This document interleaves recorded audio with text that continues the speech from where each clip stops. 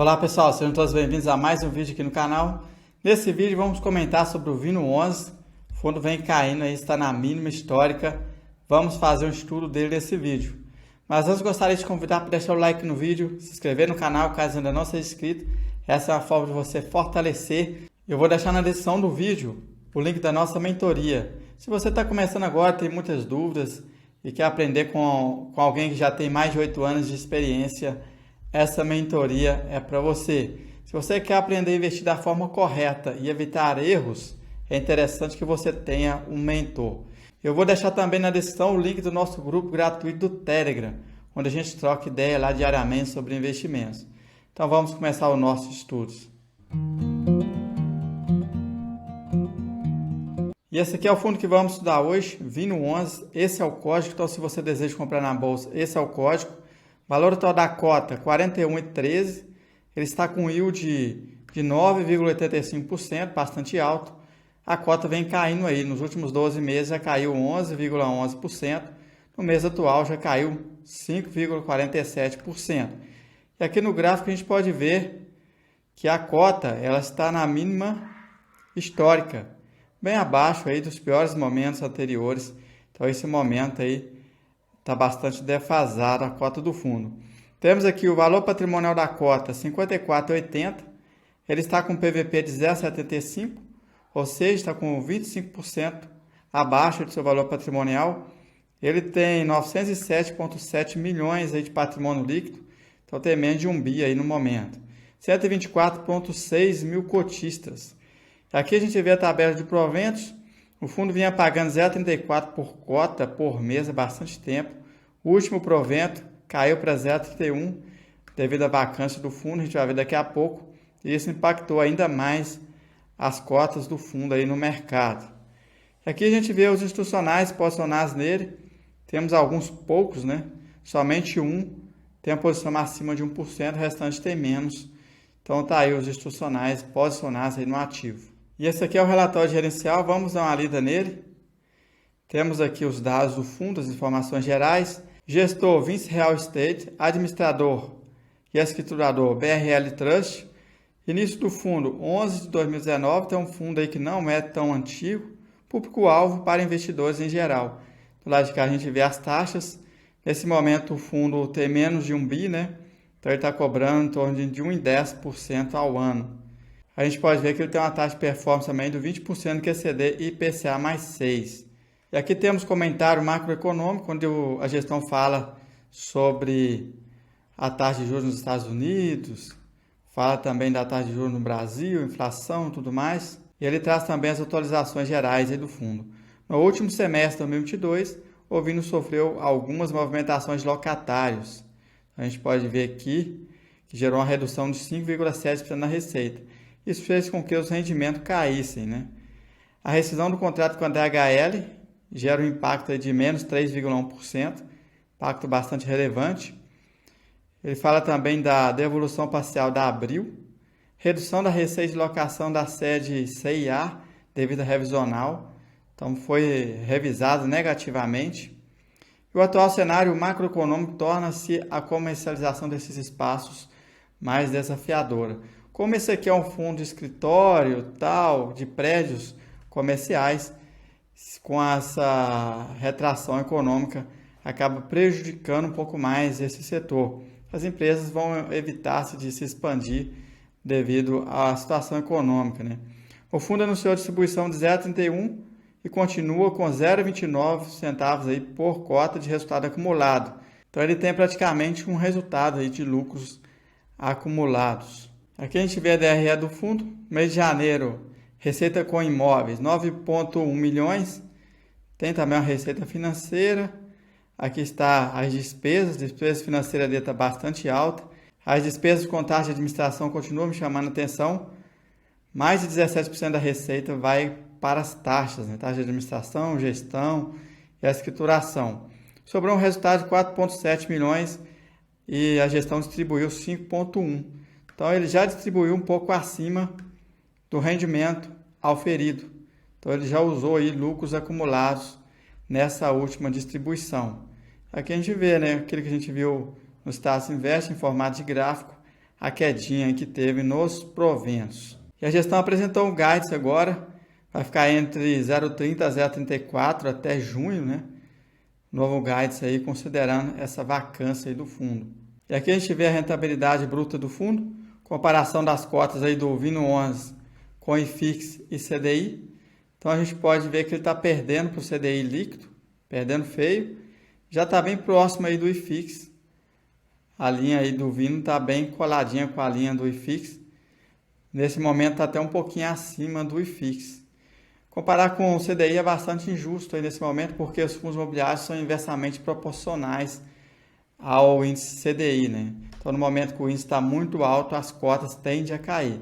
Então, fica bastante injusto comparar nesse momento, mas está perdendo, né? Está perdendo para o CDI. A liquidez do fundo continua aí bem próximo de 1 milhão por dia, 1,1 milhão por dia. E a carteira, a gente pode ver que ele tem uma alavancagem ainda. E quando a gente vê a carteira do fundo, a gente percebe que ele tem uma alavancagem de 508,5 milhões. Representa 34,8% aí dos ativos imobiliários. Total de ativos em imóveis, 1,3 milhões. Ele tem aplicações financeiras, 40 milhões. Tem essa obrigação a pagar e tem outra obrigação de 17 milhões a pagar. Então, o patrimônio líquido acaba ficando em 907,8 milhões, 34,8% abaixo aí dos ativos totais. E aqui a gente vê os vencimentos, né? Temos vencimentos aqui para 2025, né? Duas parcelas para 2025. Um ano de 60,3 milhões e um ano de 11,1 milhões. E o caixa do fundo está bem baixo, né? Está em torno aí de 40 milhões. Então não dá para cobrir essa de 2025. Até lá ele vai ter que fazer novas emissões ou vender algum ativo aí para cobrir essas primeiras dívidas aqui. Indicadores operacionais. Isso aqui é muito relevante que a gestão coloca. Eles comparam o aluguel médio dos contratos típicos do Vino com o mercado. Então a média do mercado está acima. O Vino está com a média abaixo aí do mercado de rentabilidade dos seus contratos. Já a taxa de ocupação está bem acima do mercado. Então ele está recebendo menos aí pelos aluguéis, mas a ocupação é maior. 97,7% contra 76,6% aí do mercado. Inadimplência média zerada, né? Zero inadimplência. Aqui a gente vê os locatários aí da carteira do fundo. Esses que estão dentro dessa linha tracejada são os locatários que têm contratos atípicos. Entre eles está a Rede Globo, né? Com 38%. Maior percentual, chega até a ter uma concentração aí na Rede Globo. Tipos de contratos, típicos 30%, atípicos 70%.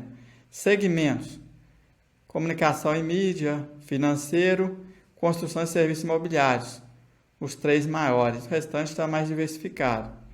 Cidades, São Paulo 70%, Rio de Janeiro 30%. Prazo médio dos contratos, 8,4 anos. Aqui a gente vê o vencimento. Até 2025 está vencendo em torno de 23%. E a partir de 2027 vence 73%. Revisionais. Temos revisionais a partir de 2024, né, 6%, 2025, 27% e tal. Uma parte aqui já foi revisado, né, que é a CIA. Mês de renovação e índice de reajuste. Então temos aqui os meses de renovações e o índice. 87% está em PCA e IGPM 13%, os índices de reajuste aí dos contratos. Idades dos ativos, até 5 anos, 21%, acima de 5 anos, 79%. Tipo de participação, controle 98%, minoritário 2%. Então a maior parte dos ativos, eles têm o controle. E aqui a gente vê a questão dos imóveis, né? Esse aqui está no Rio de Janeiro, principais locatários, Vice-Parsim, contrato atípico. Esse outro também, Rio de Janeiro, está com 96% de ocupação, contrato típico, PMA, advogados e CSSJ. Aqui a gente vê os imóveis de São Paulo, principais locatários, WeWork e Vitacom, empresas aí de cowork, né? Esse também em São Paulo, principais locatários, WeWork e Abril. E aqui a gente vê esse outro imóvel com contratos atípicos. Principais locatários CO.W e DHL. Ele está em Sucre Zaidan, São Paulo, né? Esse aqui é o imóvel da CIA, né? Foi reajustado negativamente. Principais locatários, galeria, tipo de contrato típico. Ele está na Vila Madalena, São Paulo. Então tá aí os tipos de imóveis do fundo. A maioria deles são prédios pequenos, né? Boutique. Só tem esse da Globo, que é um prédio maior. Então uma expansão maior. E é por isso que tem essa concentração nele. O imóvel maior é muito grande. Eu gostaria de saber a sua opinião se você investe no Vino 11 ou pretende investir. O que você acha dele? Comenta aqui abaixo, sua opinião é muito importante. Esse é um fundo que tem um desenho bastante interessante, né? Ele investe em pequenos prédios e com localização boa. Inclusive a gente pode ver que empresas aí de coworking alugando os prédios é por causa que a localização é boa. O que mais mata nele, no meu ponto de vista, são as taxas aí bastante altas, taxa de administração, gestão, performance, são taxas absurdamente altas. Então tem que ficar de olho aí que isso acaba corroendo muito a lucratividade do ativo. Tem outro ponto de atenção também, a alavancagem, que está bastante alta. Então o mercado está batendo na cota, não é à toa. Tem esse risco também de alavancagem e também o risco de concentração na única empresa, que é a Rede Globo, né?